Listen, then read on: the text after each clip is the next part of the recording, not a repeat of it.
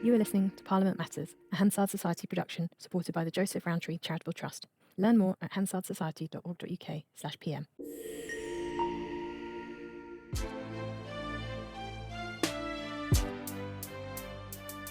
Welcome to Parliament Matters, the podcast about the institution at the heart of our democracy, Parliament itself. I'm Ruth Fox. And I'm Mark Darcy. And coming up in this week's episode, a new Prime Minister and a new Cabinet. As the Burnham era dawns, we look at the challenges facing his new ministerial lineup in Parliament and beyond.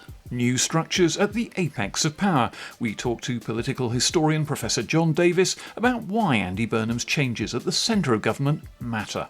And as the summer holidays beckon, our recommendations for political books to read on the beach or when taking shelter from the latest heatwave.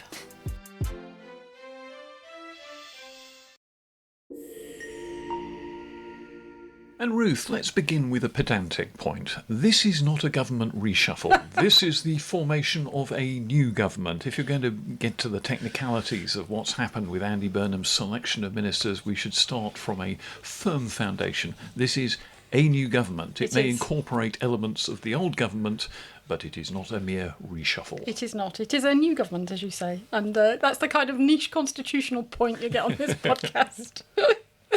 And what we've got is a selection of new ministers in new briefs, a bit of departmental rejigging, and a large collection of ex-ministers who have ceased to be, at least as far as the ministerial office is concerned, returning to the backbenches, either happily or, I suspect more frequently, nursing grievances. And we'll come on to all that in a minute. But that is one of the things that Andy Burnham's new team of parliamentary managers, and in particular Anneliese Midgley, the new chief whip, will be having to manage. And you do wonder what some of those exit interviews were like, where people told there is a way back for you. You are not being cast forever into the outer darkness. You might get through the pearly gates again into ministerial office.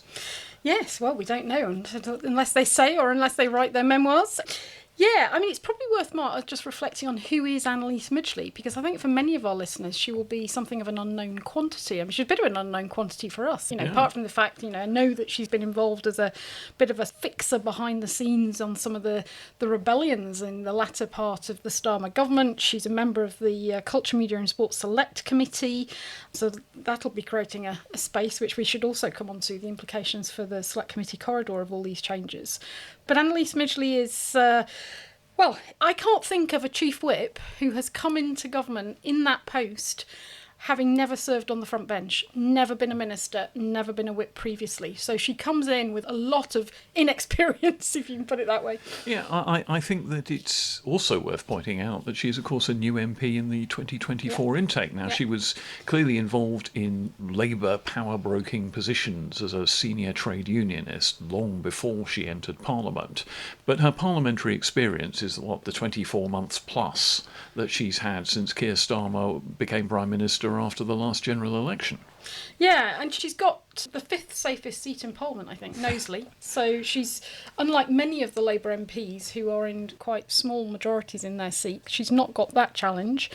She beat Morgan McSweeney's alleged preferred candidate for that seat, because of course it was a plum seat that people were after, and Ryan Wayne, who was a sort of bigwig at the Tony Blair Institute, was apparently lined up for that seat. She beat him to it. She's regarded as non-factional, pretty pragmatic. In the Labour context, that's quite an interesting description in itself. There's a non-factional faction. Yeah, and she actually described herself as a Wilsonite. Which is interesting. Well, I suppose that's Harold Wilson's old bailiwick, isn't it? Yeah. Knowsley. His Brighton seat was in the Knowsley area. Yeah, so she was apparently in line to be, or thought to be in line to be General Secretary of the Labour Party in 2020. Didn't get it and accepted a job in Keir Starmer's office. So she's worked at the TUC, she's worked at Unite the Union, she was in Jeremy Corbyn's office. I think she was Deputy Chief of Staff in Corbyn's office. She then went to work for Keir Starmer, and now she's working for Andy Burnham. So you can see sort of the argument that she's she's not necessarily factional. It's a bit like the Andy Burnham joke, isn't it? A Blairite, a Brownite and a Corbynista walk into a bar and the barman says, "What would you like, Mr. Burnham?" Yeah, and interestingly, she said of herself, you can either be a good fixer or a famous fixer. Yeah. So she's known as a fixer, and I think hitherto a lot of that has been behind the scenes. But of course she was one of the 2 or 3 women at the heart of the Burnham operation in the Makerfield by-election. So Louise Haigh, who's now in this sort of zooped-up office of the Prime Minister and head of the Cabinet Office, the new central body around the Prime Minister that's as a result of the machinery of government changes, which we'll no doubt come on to talk about in a bit. So there was Louise Haigh, and then there was her, and then people like Lucy Powell up in the northwest as well. But she was effectively running the Makerfield by-election operation. And as Chief Whip, she has, I think, one very substantial advantage, which is that I think almost every Labour MP realises whatever factional resentments or personal resentments of the loss of a job that they might have, that this is the last chance saloon for Labour. They've got to make this work. If they end up changing Liz Truss-like their Prime Minister a few weeks or months down the road, then it's game over, possibly not just for this government, but for the Labour Party as a whole. If it can't deliver with a majority of this size, can it ever deliver anymore? Yeah. And I think that's where she's got some interesting sort of political management challenges ahead. I mean, we perhaps come on and talk about some of the big policy issues where, not least public spending, welfare reform, defence spending and so on that we've talked about previously. But going back to what you were saying about these MPs who've lost their jobs, and there's a mix of people who've been around for a long time like David Lammy, people who've been around for a reasonable amount of time and reached high office, people like Darren Jones. And then you've got a number of class of 24 MPs who've had a taste of ministerial office but are now out. So there's that mix there of people who might have personal reasons for leaving office, might have genuinely wanted to go, or have effectively been sacked. They've been cast out of paradise. Yes, and she's going to have to think about how do you manage that, because as you say, is there a way back for them, for the ones that are relatively young and ambitious? Is there a way back? Because if not, then you're looking at 3 years as potentially the rest of this Parliament, at least 2.5 years probably, unless we go for an early general election, which is a whole different question. Whole different conversation to have later on. Yeah, and they, going to the point about this is last chance saloon, they will be hoping that this turns around sufficiently for a second term, in which case, with Burnham at the helm, again, is there any hope in a few years' time of coming back to office? So there's that group to manage. And how do you get them through some of these big difficult votes? How do you essentially offer them a kind of a career on the back benches that is satisfactory and satisfying? Of course, it's worth pointing out that Anneliese Midgley, as Chief Whip, will have had these conversations directly with the junior people who did lose their jobs in the government here, because that function was delegated to her by Andy Burnham. So she would have been the one who delivered the coup de grace to the junior ministers who were not retained in government. And presumably she'll know how they took the news, and that information will all be filed for future reference, I'm sure. But there's a group there who may, for example, decide that they will take up alternative careers in the kind of common scrutiny track of politics that's been created in the last few years, where they might seek seats on select committees, they might indeed seek the chairs of select committees. One of the things about the reshuffle that we'll come on to a bit later on is that there are now 3 select committee chairs and any number of select committee places vacant because their occupants have been translated to glory in government. Yeah, but before we get on to that, Mark, we just finish off the sort of parliamentary management side, because I think one of the questions was then, okay, you've got a new Chief Whip, pretty inexperienced in terms of both Parliament and government, but we've got a retained Leader of the House, so Sir Alan Campbell, who was previously the Chief Whip in the early part of the Starmer government. He then became Leader of the House. He's been kept on, and in fact he's been on Labour's front bench continuously since 2006. Extraordinary. Practically no one else has done that, I think. So there will be a blend of new talent and experience, if you like, in the parliamentary management side of things for the government. I mean, as you say, Alan Campbell, a considerable old stager, and I think Anneliese Midgley may want to listen very carefully to his advice, although of course Andy Burnham is promising a different kind of whipping, kindler, gentler, more consensual whipping than before. It's early days to see how that will unfold and what kind of working relationship the two of them will have. But getting it right for both of them is actually quite important to the future of this government, because if the parliamentary party dissolves into fractious factionalism, there's going to be trouble. Yeah, and there's been talk, hasn't there, that these members of particularly the cabinet, but some of the junior ranks as well, who've lost their jobs and went off down the pub with Keir Starmer on Monday afternoon to have a drink. and commiserate with each other, that was the emergence of this Starmer faction. Well, I mean, Starmer never really had a faction. I mean, and he never really had a clear philosophy to have a faction around. Well, Starmer, if you're to believe that fabulous book, Get In, which charts how he became Labour leader and then Prime Minister, was essentially the front man for a faction rather than its leader. So the faction could go and have a drink together and mutually commiserate at the fact that most of them had been so summarily expelled from government. But whether they can kind of reform into a coherent body and push a particular view of what to do next in the Labour Party, whether they even want to do that, still open questions. Yes, I mean, this will be a sort of Labour Together faction, which has now been rebranded, hasn't it? This is the Morgan McSweeney-backed organisation that's now been rebranded as Think Labour. But interestingly, the head of that, who was brought in, I think, late last year, maybe in the autumn, Alison Phillips, the former editor of, I think it was the Daily Mirror, she has now gone in, I think, as Deputy Chief of Staff into Number 10. So these things are not simple and straightforward. You imagine one of those private eye style how they are related diagrams Yes. here, which could get very complicated indeed. And actually, one of the features of the reshuffle and the backroom people, as in the previous government, is how many of them are actually related. Marriage, sisters, brothers. Sisters, really... boroughs, dynasties. Yes, I mean... Stephen Kinnock as Secretary of State for Wales, Yes. for example. Yeah. Hamish Faulkner. All sorts of dynastic connections Ellie within Reeves Labour. was in Cabinet as Attorney General as her sister leaves it as Chancellor. Yeah, all great fun. I mean, it should add to this that the whipping challenges in the House of Lords look slightly easier in that Angela Smith, Baroness Smith of Basildon, the leader of the House of Lords, has retained her leadership there, so no change. And one of the points to make about the leader of the Labour peers is that they more or less choose their own leader, and any given leader of the party has to kind of live with that choice. Jeremy Corbyn never attempted to replace Angela Smith, I don't think. No. Or certainly never managed to replace Angela Smith when they were certainly not simpatico ideologically. So it's not a direct kind of appointment in the same way as almost every other cabinet position. You've got to have someone the peers are happy with, and they've kept Angela. Yes, I imagine feelers were out. You know, is there any appetite for a change? And I think the answer was no. The other piece in the jigsaw puzzle around parliamentary management that we've talked about on the podcast a number of times, Mark, is parliamentary private secretary to the Prime Minister. We've been critical of Keir Starmer's choices as not being sufficiently experienced, not being sufficiently powerful and influential in their own right, but not necessarily looking to get on the ministerial ladder, but good political minds, good political judgment.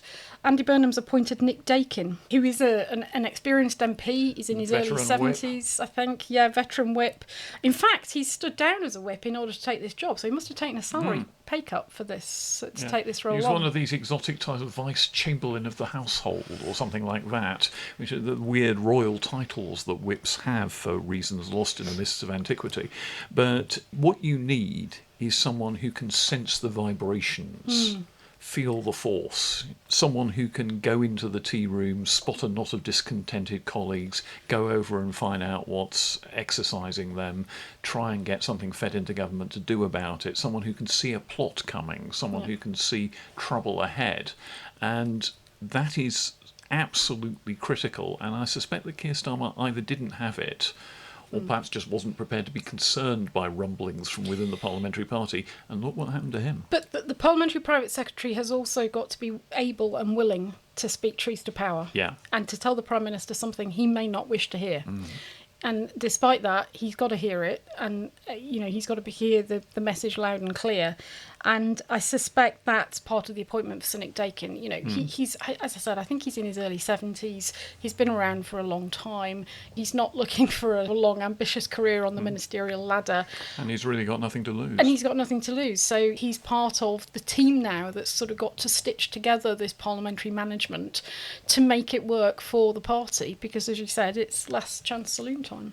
Well, Ruth, let's turn now to the sheer scale of the changes in government that Andy Burnham has implemented, because it was by any standards a massive clear-out of serving ministers. Absolutely massive. Starmer allies, left, right and centre, were removed fairly unceremoniously from power, including some very big names. I think David Lammy, Deputy Prime Minister under Keir Starmer, out the door, not given a job. Darren Jones, the Chief Secretary to the Prime Minister, in this kind of bespoke position that had been created for him at the heart of government, was removed to the backbenches. Out went plenty of other people. Nick Thomas-Symonds, the man in charge of the EU reset, getting on for half the cabinet, went. But beyond that, of course, you've got an influx of new ministers, and some of them will attract a certain amount of jealousy. For example, Miata Fahnbulleh is perhaps the single most spectacular promotion because she's only been an MP since the 2024 general election, and bada bim, she's now got a seat in cabinet. She's got a reputation as being one of the biggest brains in Labour politics, so it's perhaps not entirely surprising that she's gone very, very fast up the political tree, but all the same, that kind of advancement, and this applies to several other new appointments as well, does attract jealousy. Yeah, she's, as you say, class of 2024, and I think alongside Anneliese Midgley, it's probably the biggest promotion from that group. There's been members of Parliament elected in 24 who sat in cabinet, attended, but they haven't had their own departments and been Secretary of State level. So it is a big jump. There's some element as well of this setting back, a bit of a reset on the September 2025 reshuffle, where people like Lucy Powell left, Johnny Reynolds lost his department, went to be Chief Whip. He's now back in his old department, albeit with bits added to it. And of course, the big change is John Healey becoming Chancellor of the Exchequer, so coming back into government just a few weeks after having resigned as Defence Secretary. And that's the single most fascinating appointment. John Healey, of course, has a long background as a Treasury Minister. It's less remarked that he was also a Housing Minister in the dying days of the previous Labour government under Gordon Brown and may have quite an interest in housing. But he was a long-serving Treasury Minister, so he knows the Treasury and is able to get a grip on it. But of course, he resigned because the Treasury was blocking the funding he felt was needed for his Defence Investment Plan, the DIP. And presumably a conversation has taken place in which he has received some assurances about finding extra funding for defence. If that hasn't happened, I don't see how John Healey could possibly command any credibility once that emerges. If you resign over something, you care so much about getting defence spending right that you're prepared to resign from a government over it, and then you become Chancellor and you're in charge of the money and you can't find the money for that purpose, then I think your credibility's in tatters right there. So I'm assuming that John Healey and Andy Burnham have some kind of agreement or concordat, which maybe hasn't been transmitted to the new Defence Secretary, Wes Streeting, who seems to be, I don't know quite what the word would be, slightly erratic about what exactly is going to be happening about defence funding. Well, who knows? But I mean, one person who's going to be holding their feet to the fire is Al Khan's. Yeah. So the other resignee from a few weeks ago. The former military officer, of course, one of our most distinguished former soldiers. In fact, is he a soldier? He was Special Boat Squadron, Special Royal Marine. Yes.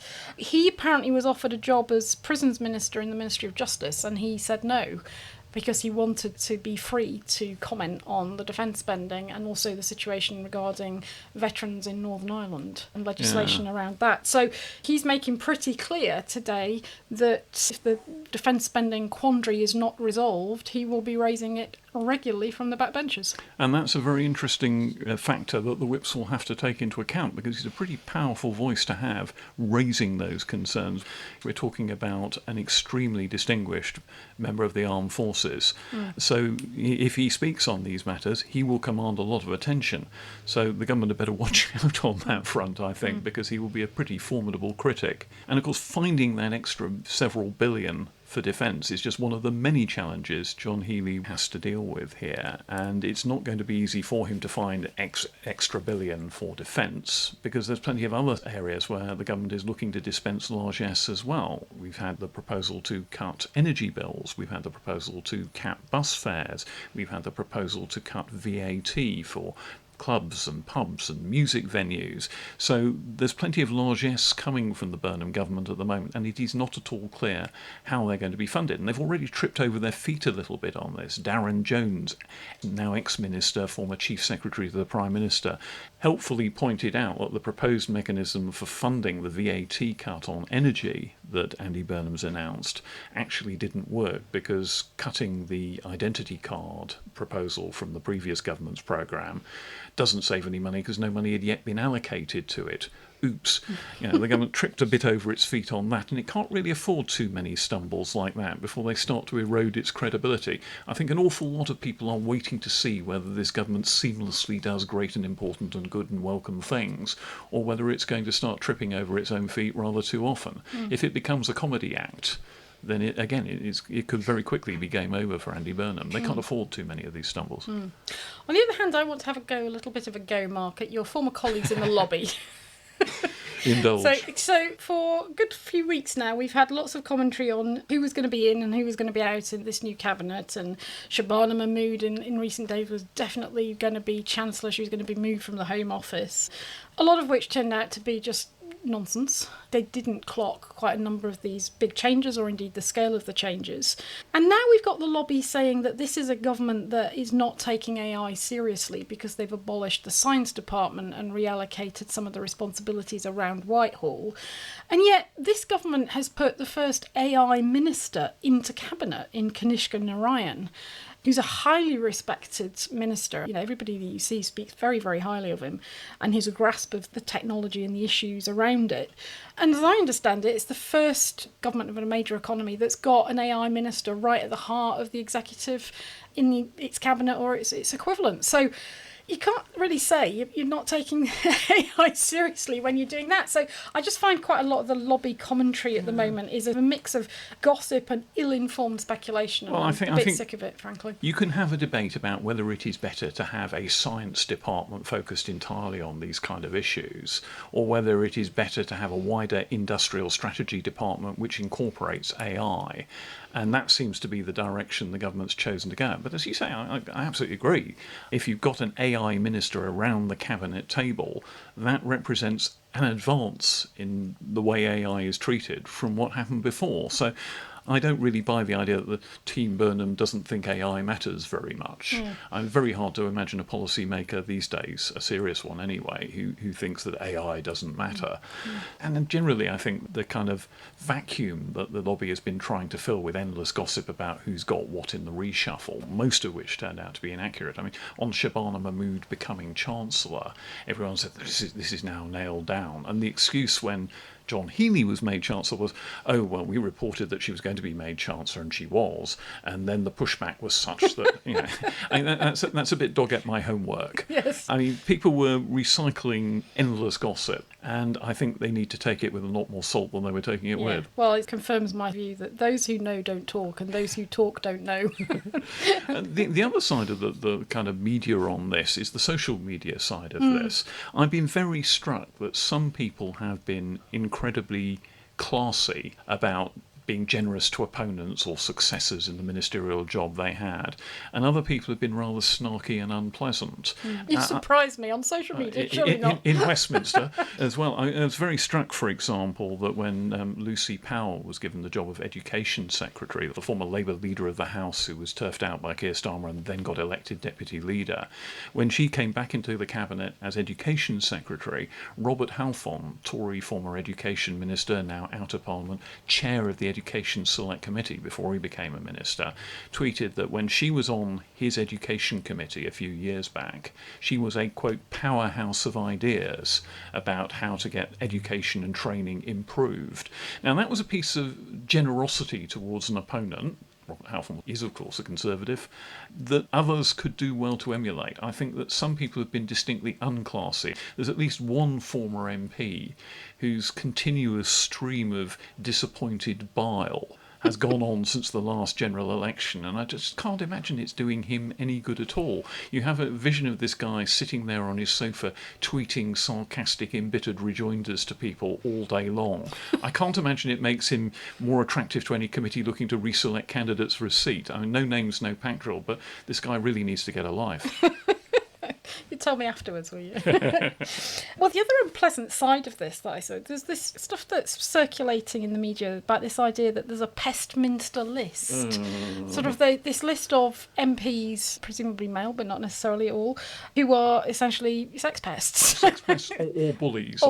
Bullies, yeah. So it's a bit like a self-appointed pest finder general has come up with a list and is sending that to the Burnham team, to the Whip's office, don't appoint these people. Now, it's not difficult to work out which MPs have problems in their offices, because you only have to go on a place like Working for an MP and look at how often they're advertising for staff. That's often a pretty solid sign. Yes, there was one ex-MP who was rumoured to chew through a staffer every fortnight or so. So there's that side of it. And of course you do not want MPs who have got this reputation, this history, where there's some solid grounds of concern in their private office, or whether that's conveyed through the civil service. But I do find it a bit worrying that there's a kind of a list circulating. Who's in charge of the list? Who puts you on there? What's the evidence? of proof? What's the evidence of proof? And how seriously it's taken? Now, we've no idea whether this featured at all in any of the decisions to get rid of some of these MPs from the Starmer government and not reappoint them. But who knows? But I mean, it did have that feeling of sort of a denunciation from on high. Remember that in the medieval Venetian Republic, there used to be a thing called, and I apologise in advance for my Italian pronunciation, the Bocce di Leone, I think, the lion's mouth. There was a kind of plaque of a lion with a little postbox in the mouth, and you put your denunciations of your neighbours through that, and they would then be investigated and people would be hauled off across the Bridge of Sighs, never to be seen again. There's a flavour of that about it. I remember a few years back, the Guido Fawkes website published a kind of spreadsheet naming the charges against certain MPs, and it was supposedly compiled by 20-something staffers sick of the way they were being treated by their political masters. But the language on it was so odd. Such and such committed fornication. And I just cannot imagine most 20-somethings using that kind of language. It just felt completely fake and off to me from the start. And my worry is that you can blight someone's career with an evidence-free denunciation if you're not careful. That is not to say that real allegations against real individuals shouldn't be taken seriously and properly investigated. And there are procedures for that. And there are procedures for that. But a system of kind of anonymous denunciation strikes me as absolutely corrosive in the end, because anybody can be smeared. And the damage can be done whether or not proof is then produced. Yeah. Well, with that, on to the House of Lords.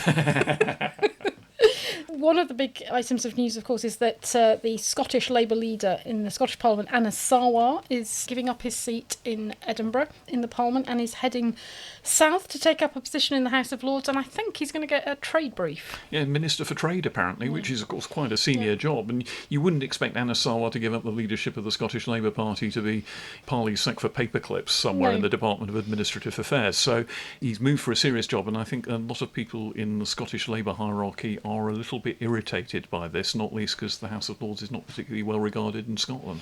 Yeah, although from a perspective of the Scottish Labour Party, it does give them a sort of an opportunity for a reset. Given that he's led the party through a couple of elections and without conspicuous triumph. Yes, exactly. So possibility of a reset there. The other feature in the House of Lords, of course, is the loss of some of the outside names who were appointed to the Lords in order to take on a particular ministerial role. Yeah, government of all the talents, Gordon Brown-style appointments. And we're talking here about Lord Timpson, who was made the Prisons Minister, and Lord Vallance, the former Chief Scientific Advisor, who was made the Science Minister. Now, both of them are saying that they left for personal reasons, not because of any great ideological objection to Andy Burnham. It was just a good moment to go if they wanted to go. Yeah. And the other, of course, is Lord Hermer, who leads the Cabinet as Attorney General and back on the Lords' backbenches. Or should I say, he'll take his seat for the first time on the Lords' backbenches because he's always been on the front bench. Because he was straight in. I think this one's a bit like removing Rachel Reeves as Chancellor. If you were going to make a break with the policies of the Starmer years, I think Richard Hermer was someone who's going to have to go. Yeah. I mean, he was very close personally to Starmer. That's why he came in. So he has gone. But back to the Commons. There are some implications flowing from all of this for the Select Committee corridor. Yeah, we touched on it briefly a moment ago, but 3 Select Committee chairs have now passed through the pearly gates into ministerial office and therefore cannot continue to chair Select Committees. We're talking about Andy Slaughter, who chaired the Justice Committee. We're talking about Florence Eshalomi, who chaired the Housing and Local Government Committee. And we're talking about Sarah Owens, who chaired the Women and Equalities Committee. They've all moved into government, so 3 plum jobs there, and a series of vacancies for other Select Committee members who've also got ministerial jobs and therefore won't continue on those Select Committees. So it's a quite significant churn on the committee corridor. I mean, it's early days because the final ministerial appointments were only made and published quite late last night. So I have done a very, very quick review, and I think at least, and I say at least because there may be one or two I've missed, and we'll be looking at this over the next few days, but certainly 14 committees, by my calculation, have lost a member of the committee. DCMS at least has lost 2 members of its committee. And of course, these are all Labour members, so there'll have to be elections within the Labour group as to who's going to replace them. But, some big jobs here. Place on Foreign Affairs, place on Home Affairs, Justice, Public Accounts, Modernisation Committee, Standards, Transport, so an Energy Committee as well. So there's some plum roles ahead. And obviously some of those former ministers who lost their jobs and are now back on the backbenches may fancy their chances possibly to return to the Select Committee. Of course, the Select Committee chairs have to be elected by the whole House. Ordinary members, it's within the party group. Chairs of select committees, you have a whole house election.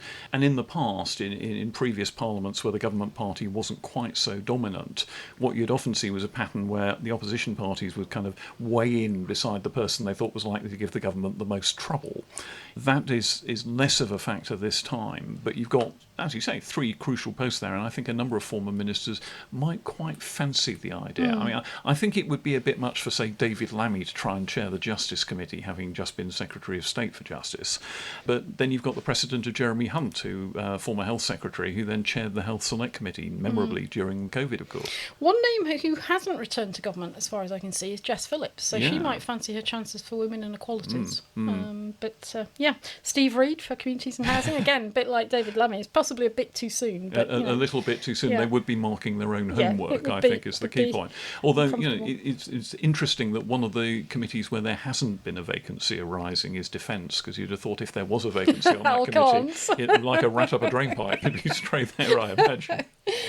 And before we take a break, Mark, just one thought additionally, that it's probably going to require some front bench changes as well for the opposition parties, because not least, as you mentioned, there's scrapping of the science department, reorganisation of portfolios across Whitehall. So one assumes that at some point Kemi Badenoch and Ed Davey may decide that there's an opportunity for them to reconfigure their front bench as well. There may be a need for a different strategic response to particular cabinet members. I find myself imagining what Treasury questions are going to be like. I mean, you didn't exactly get rhetorical fireworks between Rachel Reeves and Mel Stride, but John Healey and Mel Stride doesn't strike me as a coruscating parliamentary duel waiting to erupt upon us, put it that way. Yeah. Well, with that, shall we take a break? And then when we come back, we'll be joined by the political historian, Professor Jon Davis, who's a bit of an expert on the centre of government. And we'll be talking about the machinery of government changes, how that's all going to pan out, and his reflections on the transition and Andy Burnham's first week in office. Yes, because the first week can matter a very great deal. Join us in a minute. See you in a minute. We're back, and we're delighted to be joined on the pod by Jon Davis, Professor of Government at King's College London. Jon, you've made a particular study of how the centre of government works. And Andy Burnham is, of course, busy reconfiguring at the moment the way that the Prime Minister's office works with a souped-up new department headed by his colleague Louise Haigh, a close ally from the days when he was fighting his by-election not that long ago. What's he trying to achieve with all this? Is it just moving the deck chairs around? Very nice to be with you.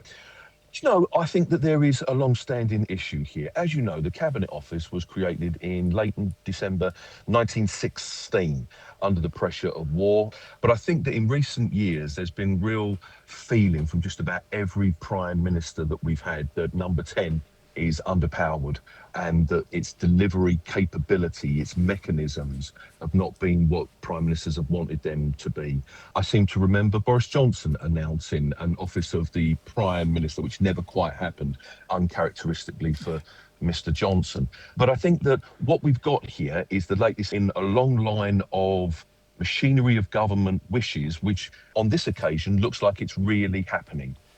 I was quite struck that David Lidington, who was Theresa May's Deputy Prime Minister back in the day, was on Twitter this morning saying what a good idea it was and how it would improve delivery. What does it do? What difference does it make if you have a more powerful Prime Minister's department? The idea of a more powerful centre is all around delivery capability, that decisions taken in number 10, do they actually result in changes on the ground? And one of the inane metaphors that many people have used over the years, well worn and tired, is the idea of pulling levers. And you pull a lever, but it's not actually connected to anything. And I think that the idea behind a much more directed, a clearer, more powerful centre is to actually enact decision making. Because one of the big criticisms since certainly Starmer came in 24 is that decisions have been taken, but have they actually resulted in change? And I think that that is at the heart what this is all about. And do you see any challenges ahead, Jon, in terms of this relationship between this new power centre of the Cabinet Office in Downing Street in London and then this new office in Manchester, the Downing Street North? Because obviously, from our perspective as a podcaster, we're concerned about Parliament. We're always worried about to what extent ministers and officials and so on are accountable to Westminster. And clearly, if they're in the Northwest, how much time is Andy Burnham and officials going to spend there? Who's going to be in charge of this office in the Northwest? You know, what are the kinds of things that they're going to have to pin down? I think the idea of Number 10 North, this is maybe a turbocharge, but it's part of a direction of travel that we've been on for some time now, on many occasions, well, several. I've been up to the Treasury's Darlington Economic Campus, for example, and that seems to work well. So the idea of an outpost is something which is happening, it has happened, and I think that it's only for the good, actually. The whole point about remote working, you know, we don't have to be in the same room as everyone anymore to actually get things done. I think that's all part of it as well. And also, let's face it, that the Prime Minister with a Northwest constituency was going to be spending time up there anyway. And so in many respects, this kind of just makes sense, I think. I think that there are issues around, as wiser heads than me have pointed out, around national security issues, chairing Cobra. Are you going to disperse a lot of the national security personnel up to the Northwest?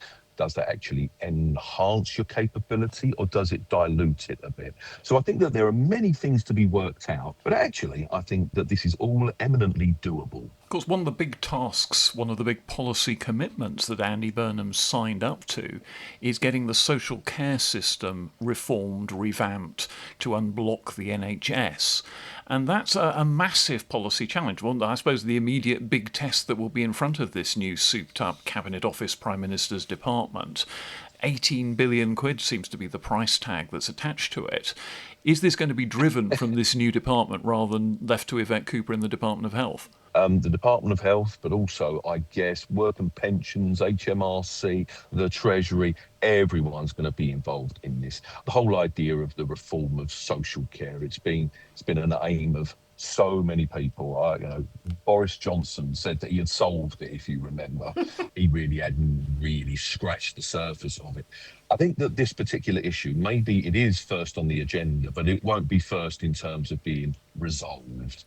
This is big, this is long-term stuff. This isn't something that they're going to get resolved even in time for the next election, 2.5 years. This is a mega reform that is going to take quite a while. They can certainly try to get it done in 2.5 years, and very good luck to them.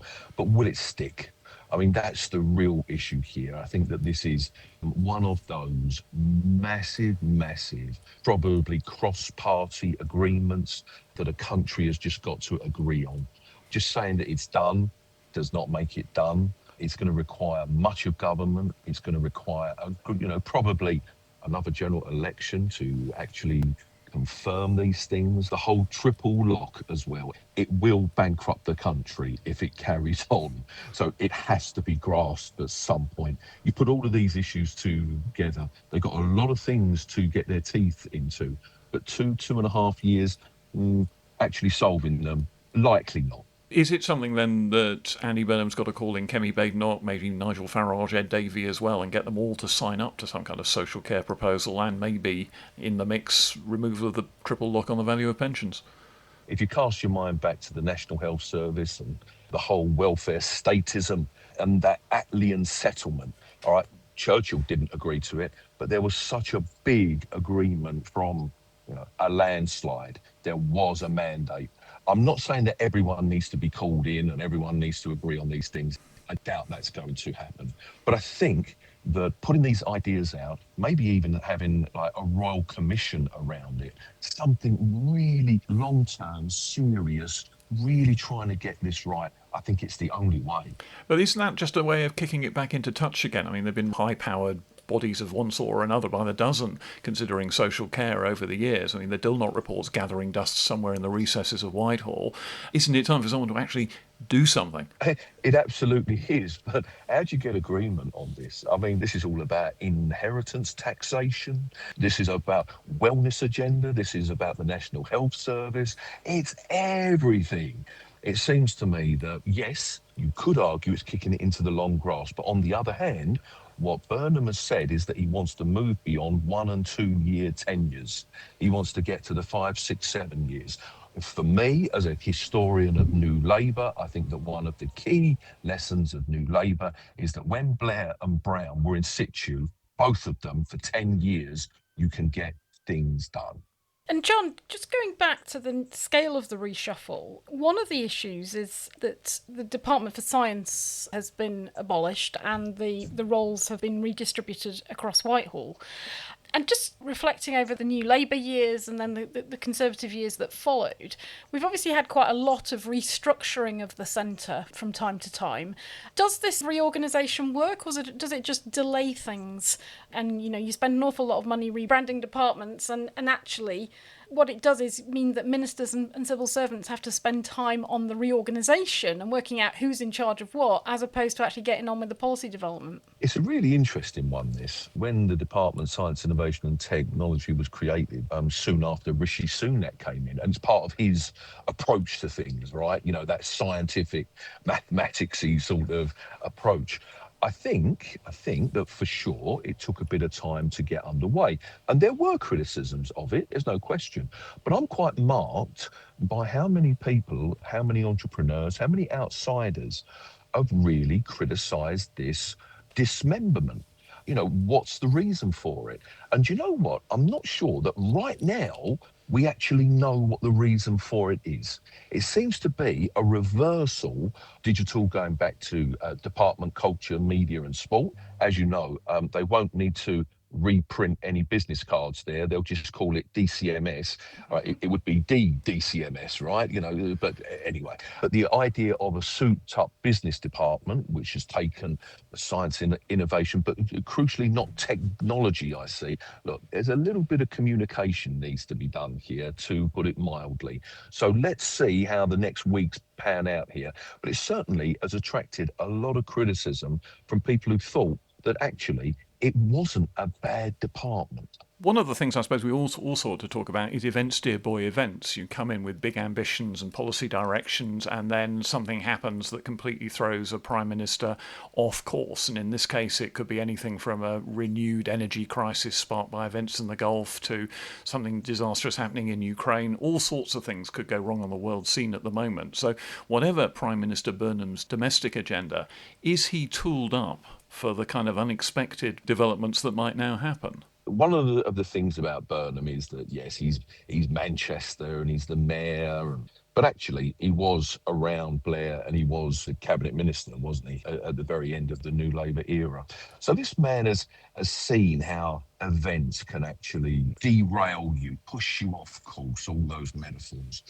I think that he's actually, so far, in terms of being a prime minister, he's looking like to me as if he might be able to withstand these events. Certainly, he's put together quite a high-powered team, I would say. He clearly wants Lou Hay to be a real enforcer. That's been a role that some of the time has worked, but most of the time has not. But let's give her some hope and some time to actually see what she can do. One of the things I'm always reminded of in our classes, we're lucky enough to have Michael Barber, Lord Barber now, the head of Tony Blair's delivery unit. And one of the things that he pointed out was the idea that delivery never sleeps. And so even when Blair had created it, and just months later, you had 9/11 followed by Afghanistan, followed by Iraq, etc., etc., etc. You would have thought that Blair's vision, his ideas, even the government's, would be derailed on public service delivery. But I think it's fair to say that that middle era of New Labour and a bit later is probably the high point, maybe ever, of public service delivery in this country. Just when you would have thought that Blair's eyes and focus were being pulled elsewhere. So much of this depends upon who Burnham is choosing to run all these various bits of machinery of government, which sound quite dry to most people's ears, but are crucial to the success of a government in the longer term.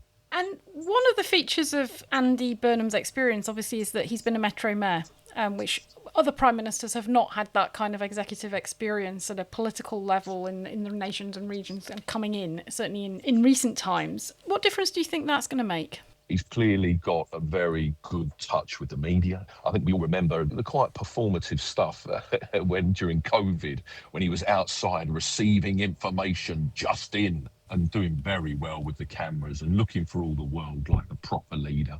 So, look, I think that there is a confidence that comes from that. Clearly, the devolution agenda is not just something that he's interested in or he's going to learn on the job like George Osborne did. This is front and centre. He really knows what he wants out of this. Let's see how he delivers that, because all these things are easier said than done. Also, I think that I was quite pleased to see his focus on trying to reach out beyond Manchester. Talking about I was a local leader, now I need to become, in effect, a local leader for every locale. Let's see how this works out. But at the moment, as I said, I'm looking forward to giving him a fair wind here. I suppose the other aspect of his time as a Metro Mayor was that he was his own boss in Greater Manchester for several terms, and that was a rather different experience to being a cabinet minister under Gordon Brown. You weren't being teleoperated from Downing Street. You were running your own show, taking your own decisions. All right, the Treasury controlled your money to a great extent, but other than that, you were fairly independent. Has that experience made him a better leader now? Do you know, I remember there was Jeff Mulgan, another one of those really clever people that Blair and Brown brought into government in the early New Labour period. And Jeff Mulgan, I spoke to him years ago, and he was talking about how in other countries like France, for example, or even in the US, local leaders often became national leaders, but we didn't have that functionality in the UK. So we do now. We do have that functionality. And so, as I was saying earlier, I think that there is a certain kind of confidence that comes from having, in effect, like an apprenticeship. All right, this is now immeasurably harder. This is now so much bigger and more pressurised. But actually, I think that what Burnham brings is a huge amount of experience. Let's see now if he steps up to the plate and, steps up to the level of events. Jon Davis, thanks very much indeed for joining Ruth and me on the pod today. Absolute pleasure. Thanks, Jon. Well, Mark, shall we take another break? And when we come back, some helpful reading for our listeners for their summer holidays. It's just what to read beside the pool. See you in a minute. Bye. And we're back. And Ruth, I thought it might be quite fun for us to explore what we're going to be reading during the holiday break. The summer recess looms, long, languorous days beside the swimming pool, clutching a pina colada. I don't know where you're spending your summer, but it doesn't sound like mine. Garden and a gin and tonic for me, Mark. Well, if only. But all the same, I thought it might be quite fun just to think about a little bit of holiday reading. What sort of things do we enjoy? What are the best political books? What could we recommend to listeners? Yeah, okay. Well, top of my list, partly because it's been sitting in my study for ages and I really need to crack on with it, is a book about Parliament. Sorry to, maintain the link. It's called The Fiery Spirits, Popular Protest, Parliament and the English Revolution by John Rees. And I've been waiting to read this. It's a bit of a tome. It's about 550 odd pages, I think, published last year, and I really need to crack on with it. But essentially, the fiery spirits are the 4 or 5 MPs in Parliament who had these links with the popular protests in the run-up to the Civil War, members of the Long Parliament, one of whom was one of the great advocates for annual parliaments, of course, which influences so much of what happens in Parliament today. So quite interested to read that. It's had very good reviews, so I'm looking forward to getting my teeth into that. My reading project for the summer is Between the Waves by Tom McTague, partly because I lived through a lot of its subject. It's a kind of deep history of Brexit, and it goes back all the way to Charles de Gaulle's attitudes towards the perfidious English, shaped by his experiences in the Second World War. It traces the current of conservative thought that always really rejected the idea of European entanglement, and almost forgotten conservative youth leaders, Peter Young, Patrick Robertson, people like that, who were campaigning on the fringes of the Conservative Party when Brexit was a really subversive idea. And it just traces how that finally built up and gets into the parliamentary plotting that led eventually to the Brexit referendum. So it's a fascinating subject that I've always been very interested in. With Brexit, you always feel that people tend to regard it as something that just happened in a spasm and don't necessarily look at the deep political roots that nurtured it over the decades. So that's by Tom McTague, the editor of the New Statesman,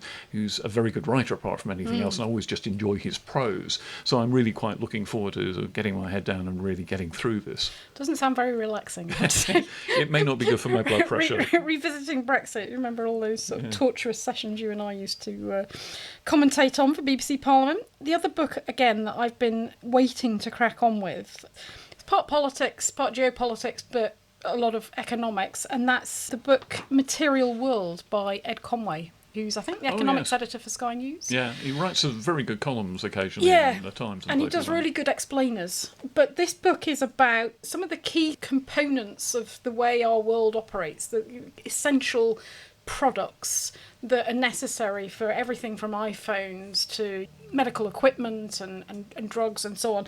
So he basically looks at sand, salt, iron, copper, oil and lithium. And it's an examination of the economics, but also the geopolitics, the implications of what happens when you've got shortages of these things, how the effect of the location of where these essential, often critical minerals are based. It explores some of the dark history of the mining of these products, for example. So the new scramble for Africa, for example. I mean, so it's absolutely fascinating. And what happens if you've got shortages of these, or if China, for example, has got particular controls over certain of these products, and what are the implications for the rest of the world, and how does it affect the market? So I'm looking forward to really getting into the detail of that, because he really does go behind the scenes, and he's obviously travelled all over the world to track some of these essential products and how they are produced and where they go. It sounds like one that perhaps more people ought to dig into, because it's a subject that shapes a lot of what then goes on in the world. Yeah.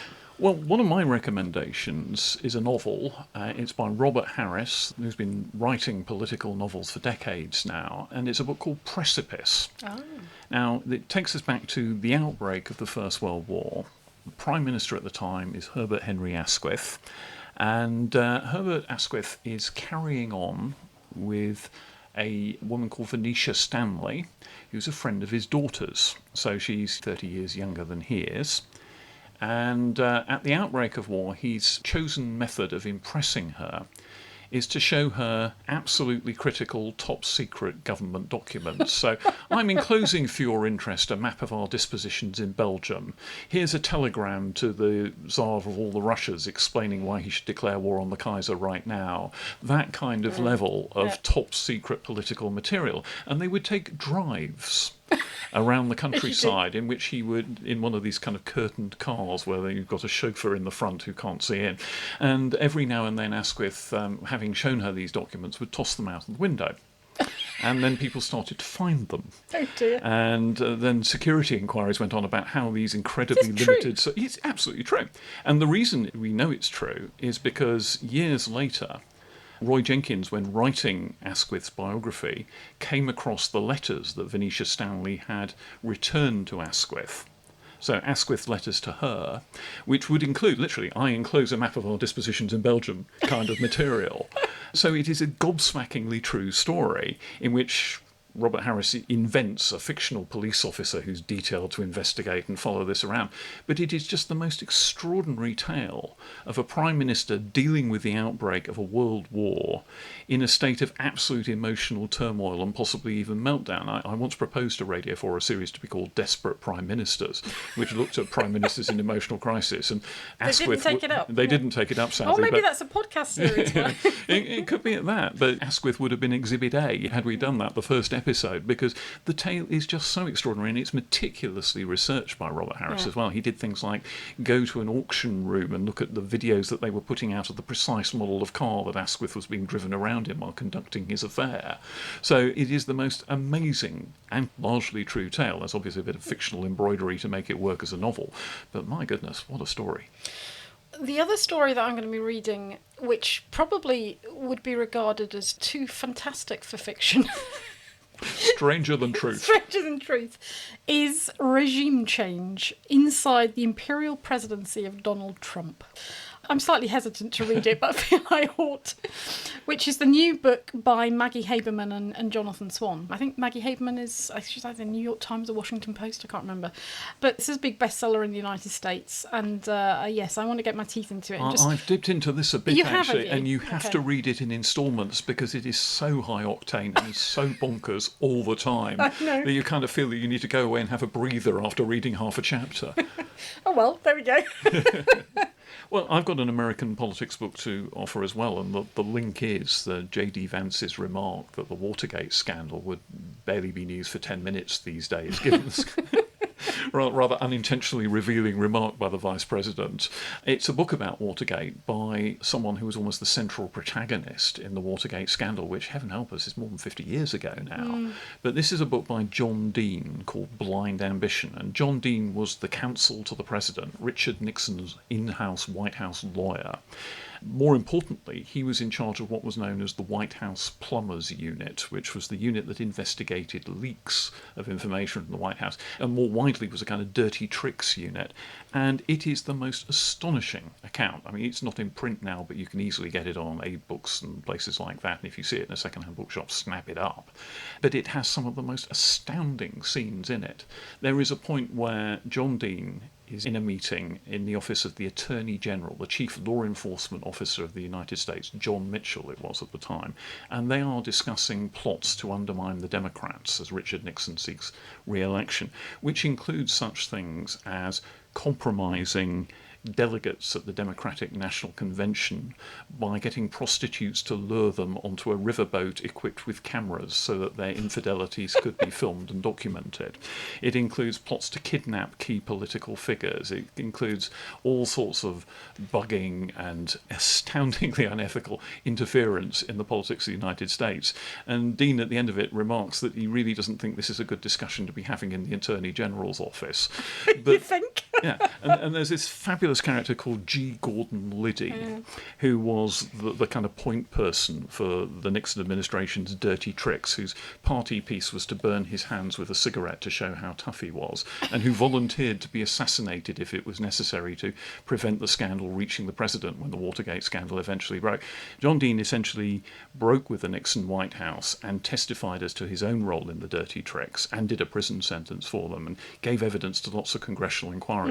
These incredibly famous televised hearings where he just laid out what had been happening in enormous detail.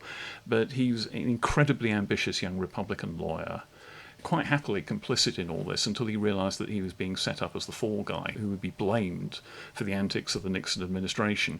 And he basically took the whole thing down with him. Amazing tale. Okay, well that's one to add to my list. Bedtime reading. Yeah, rather more prosaic option on my part. Back to British politics. I do want to see if I can get into Alan Johnson's memoirs, because everybody tells me that they're very well written, really interesting, fascinating social history as well as his political background. They were published a couple of years ago at least, the last one in the cycle. So I've not yet got into those. So I've read them, at least the middle volume for Book Talk, the BBC Parliament programme I used to present back in the day, and I thought it was the most fascinating insight into the lost corporatist world of the 1970s. Alan Johnson's coming up through the trade union movement, the post office trains him to get a driving licence so that he can drive a delivery van, all sorts of things that that happen a lot less in the current world. He moves out to a nice council estate in Slough from the inner London semi-slum in which he previously lived. And it's all beautifully written. It's lovely prose. It's emotionally sensitive, intelligent, fascinating to read. I love them. And you're a big one for diaries. Any diaries on your list? Well, my absolute favourite, and again, this rather dates me, are the Alan Clark diaries. And Alan Clark, for those whose memories don't extend quite that far, was a middle-ranking figure in Margaret Thatcher's government. So his peak was probably as Minister for Trade and Minister for Defence Procurement, so he never got to cabinet level. But he was on the far right of the Conservative Party. He was a very close Thatcher ally. He was at least slightly in love with her. He wrote... Which would be quite worrying for Margaret Thatcher. Stunning account of his life in politics. Most political diaries are a bit expurgated. His were too, but they were expurgated to a much higher level, shall we say. It chronicles his infidelities. It chronicles his political intrigues. It chronicles how he attempted to undermine his Defence Secretary Tom King when he was Minister for Defence Procurement, and basically drafted his own defence review in the teeth of Tom King's objections.